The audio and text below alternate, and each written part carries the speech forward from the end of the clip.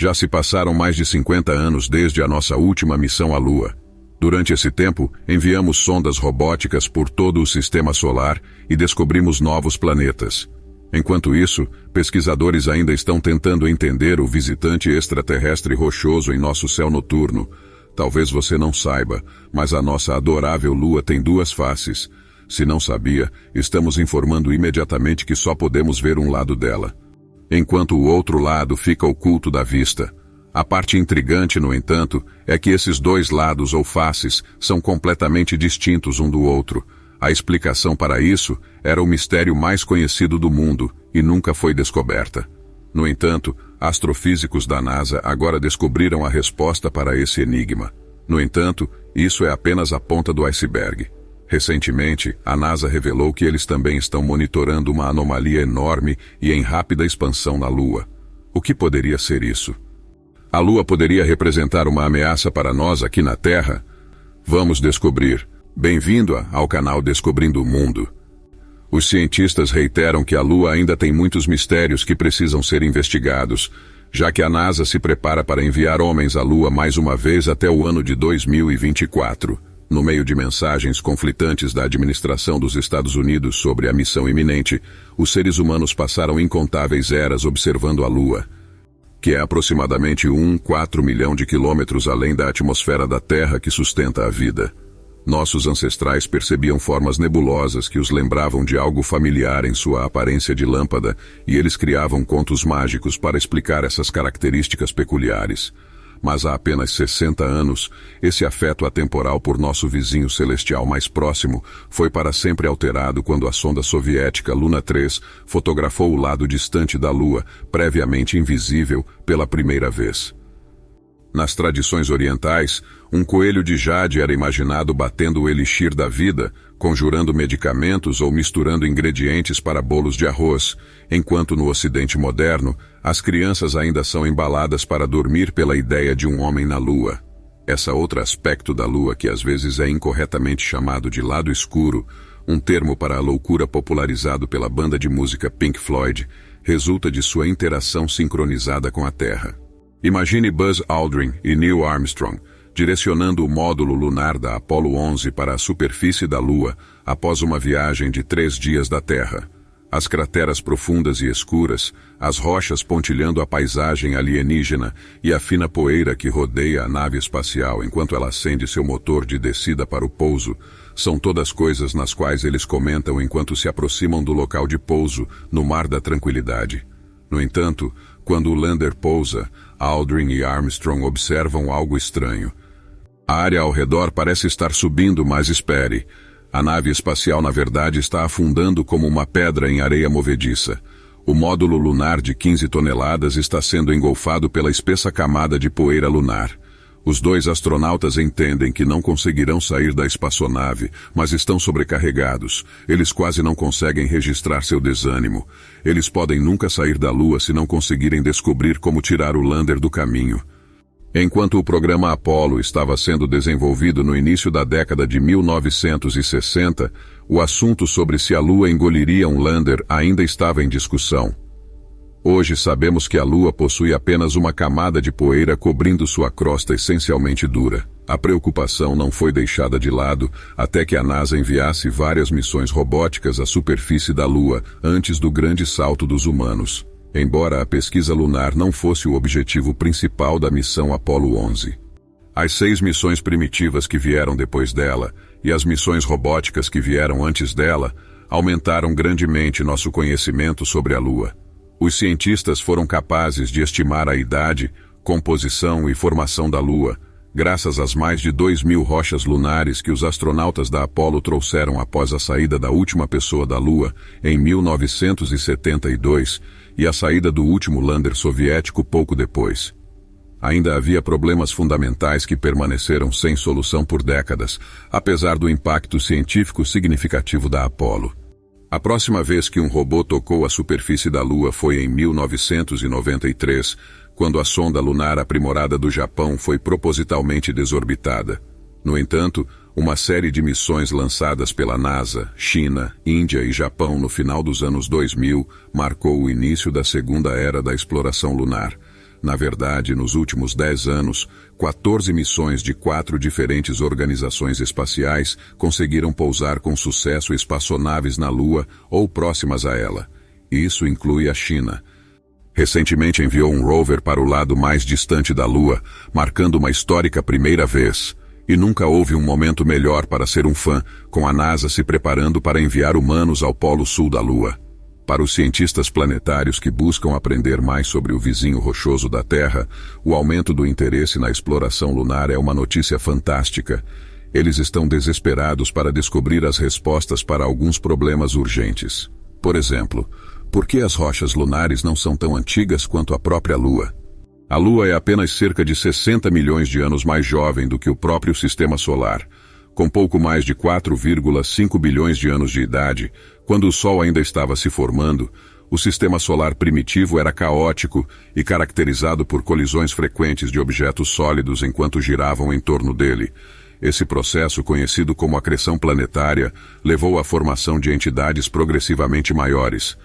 A maioria das rochas que os astronautas da Apollo trouxeram foi gerada por eventos de impacto há cerca de 3,9 bilhões de anos, de acordo com uma análise das rochas que eles trouxeram, mas quase nenhuma delas foi datada nos primeiros 600 milhões de anos de existência da Lua. Isso é estranho, pois esperaria-se ver muitas mais rochas que foram criadas a partir de impactos anteriores, quando o processo de acreção planetária diminuiu. Como resultado, os pesquisadores propuseram que a Lua sofreu impactos frequentes há cerca de 3,9 bilhões de anos. Esse período de tempo é conhecido como o bombardeio pesado tardio, ou mais poeticamente, o apocalipse lunar. Embora essa explicação satisfaça as rochas lunares da Apollo, ela também levanta uma questão significativa. O que desencadeou esse ataque de rochas na Lua? É crítico determinar se um período de bombardeio intenso ocorreu, e novos dados sugerem que os materiais usados para datar a idade de cada um desses crateras podem ser apenas os restos do impacto que criou a maior cratera, Imbrium, há cerca de 3,9 bilhões de anos. O melhor método para resolver a controvérsia do cataclismo lunar será viajar para a cratera no lado distante ou no polo sul da Lua, onde as amostras são menos propensas a terem sido contaminadas pelo impacto do embrião. A noção do cataclismo lunar será seriamente questionada se a maioria dessas novas amostras tiver mais de 3,9 bilhões de anos, e também fornecerá a AOS cientistas uma melhor compreensão das circunstâncias no início do sistema solar. De onde veio a água lunar é outra questão. A água foi descoberta em amostras de rochas trazidas da Lua pela missão Apollo 15, quase 40 anos após deixar a Lua. A descoberta de 2009, que levantou a possibilidade de que a água possa ter existido na Lua desde sua formação, abriu um campo de estudo completamente novo para a Lua. Pesquisadores da NASA usaram dados da missão indiana Chandrayaan-1 alguns anos atrás para demonstrar de forma inequívoca que o gelo de água existe nos polos lunares. A maioria desse gelo é encontrado perto das crateras permanentemente sombreadas no Polo Sul, onde a temperatura nunca sobe acima de menos 250 graus Fahrenheit. Isso é uma ótima notícia para as futuras missões lunares, que desejam explorar esse gelo de água para tudo, desde combustível de foguete até suporte de vida. A principal preocupação para muitos cientistas é como o gelo de água chegou lá em primeiro lugar, independentemente de estar lá como grandes blocos ou cristais misturados com regolito lunar. Existem 3 hipóteses básicas sobre como a água apareceu pela primeira vez na Lua. De acordo com Paul Hayne, um cientista planetário da Universidade do Colorado Boulder, a ideia óbvia é que o gelo de água foi depositado por encontros com asteroides e cometas, onde derreteu e finalmente encontrou seu caminho para os polos. Também é provável que, devido a mudanças na temperatura da superfície, o hidrogênio ionizado dos ventos solares interage com o oxigênio preso no regolito e finalmente escapa como água vaporizada. Por fim, é concebível que a água tenha existido no material que criou inicialmente a Lua e foi empurrada para a superfície por erupções vulcânicas. É possível que os 3 processos estivessem ativos, caso em que se torna incerto quanto da água foi produzida por cada método. Como resultado, Hayne explica que temos algumas teorias sobre como a água chegou lá, mas as hipóteses concorrentes ainda não foram realmente testadas. No entanto, há algumas estatísticas preliminares encorajadoras. Para chegar à superfície lunar no Polo Sul, a NASA lançou o satélite de observação e detecção de crateras lunares em 2009. Além de encontrar água, a LRO também encontrou uma variedade de outros componentes típicos de cometas, indicando que pelo menos parte da água pode ter viajado em asteroides. Heine afirma que será essencial enviar um robô ou pessoa para coletar uma amostra e analisar sua composição isotópica para entender melhor a quantidade de água da Lua, que foi levada para a superfície por cometas, asteroides ou ventos solares. Essa é a única maneira de vincular de forma incontestável essa informação a uma fonte. O tema de como a água lunar acabou concentrada nos polos ainda é um tópico controverso, de acordo com Heine. Mesmo que os pesquisadores sejam capazes de identificar as origens líquidas na Lua, a questão de se a água que é vaporizada após os impactos de cometas e asteroides pode migrar pela superfície da Lua ou se fica presa no regolito está atualmente dividindo a comunidade científica lunar. O retorno para testes adicionais é o único método infalível para descobrir. Que lições sobre o início do Sistema Solar podemos aprender com a Lua? Como a Lua não tem muita atmosfera e não teve atividade vulcânica em bilhões de anos, sua superfície permaneceu praticamente constante. Se apenas pudéssemos descobrir como interpretá-las, diz Prabal Saxena, pesquisador pós-doutorado no Goddard Flight Center da NASA. As crateras são como as páginas de um livro de história do início do Sistema Solar. Que lições sobre o início do Sistema Solar podemos aprender com a Lua? Como a Lua não tem muita atmosfera e não teve atividade vulcânica em bilhões de anos, sua superfície permaneceu praticamente constante. Se apenas pudéssemos descobrir como interpretá-las, diz Prabal Saxena, pesquisador pós-doutorado no Goddard Flight Center da NASA. As crateras são como as páginas de um livro de história do início do Sistema Solar.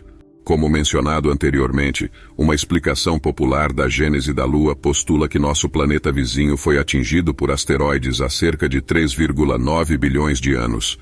Se as amostras de superfície suportarem a existência de um cataclismo lunar, isso também poderá revelar muito sobre a formação do Sistema Solar. Isso implicaria que a Terra também foi bombardeada e que os planetas exteriores já estiveram muito mais próximos do Sol.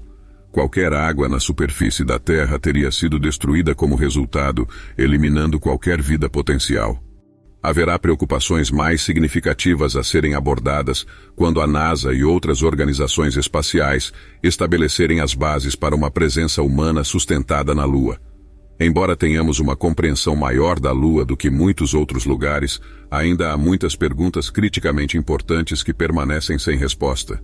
Pode parecer clichê, mas a Lua é uma pedra fundamental para outros planetas, e isso é totalmente preciso.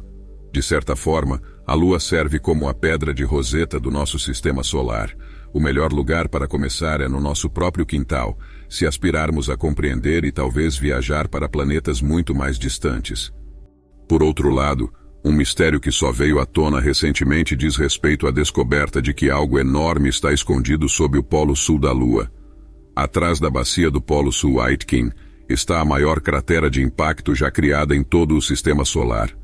Embora ninguém saiba o que pode ser, é sem dúvida grande o suficiente para alterar as massas da Lua e puxar gravitacionalmente.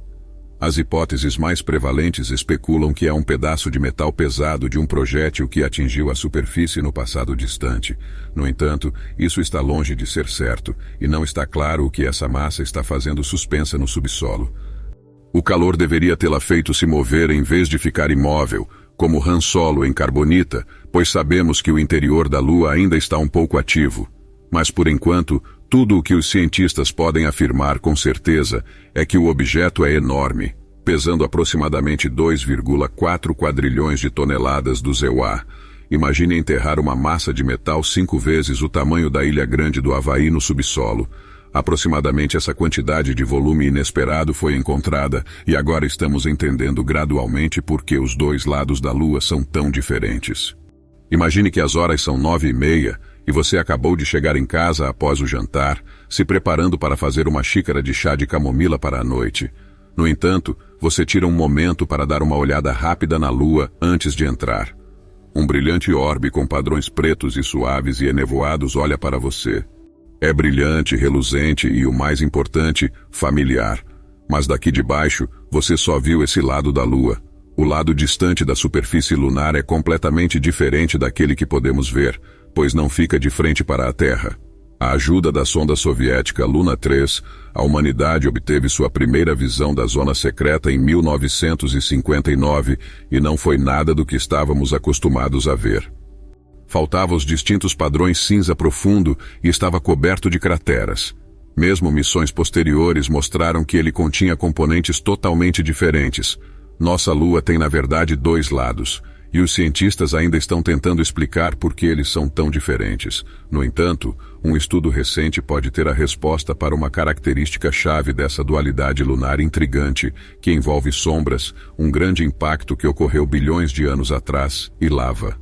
Em essência, as tonalidades onduladas que vemos na Lua são conhecidas como mare lunar e são compostas de lava antiga de sua superfície e vulcões. É um pouco estranho que o lado distante da Lua não tenha essas características, porque se um lado tem uma história vulcânica, o outro definitivamente também deveria ter. A equipe de pesquisa do novo estudo abordou uma pergunta relacionada. Eles examinaram o que poderia ter acontecido no passado distante, muito antes de qualquer atividade vulcânica na superfície da Lua. Usando simulações de computador, mais especificamente, os cientistas recriaram o enorme impacto que bilhões de anos atrás alterou a superfície da Lua e criou a gigantesca cratera conhecida como Bacia do Polo Sul Aitken, que mencionamos anteriormente. Sabemos que grandes impactos como o que formou a SPA criariam muito calor, disse Matt Jones, cientista planetário da Universidade Brown e autor principal do estudo. Como esse calor impacta a mecânica do interior da Lua é a questão-chave. Eles descobriram que essa colisão massiva teria produzido um jato de calor que transportou vários componentes químicos específicos para o lado mais próximo da Lua, em vez do lado distante.